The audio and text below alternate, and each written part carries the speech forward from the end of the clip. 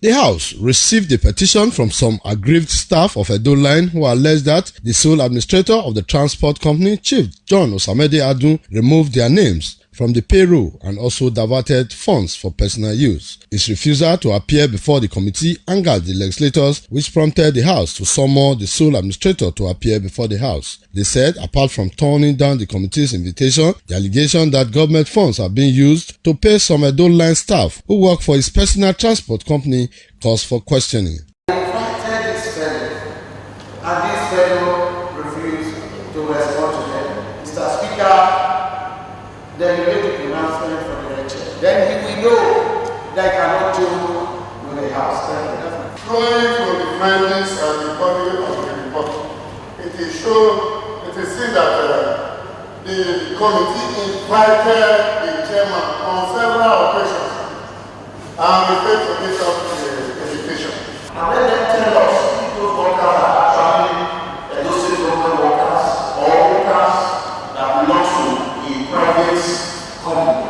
So not until we get verification from the sole administrator or let them explain to Edo State people. I happen to know this MD, and for a very long period of time he has been on vacation as a result of illness.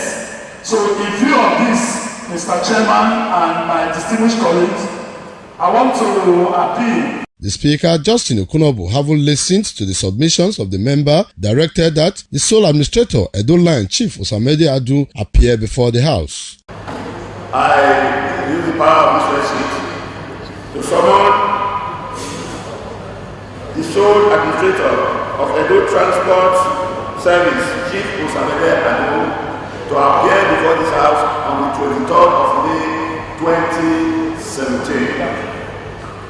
Also at plenary, the House confirmed the chairman and members of the Edo State House of Assembly Service Commission and that of the managing director of EDSMA. Meanwhile, the House has rounded off the third quarter of the second section, with the Speaker, Justin Okunobu, rendering account of the House stewardship during the period under review. The Speaker said some vital bills were passed, some assented to, while some are awaiting the Governor's assent. He also stated that sensitive and people-oriented resolutions were adopted during the period.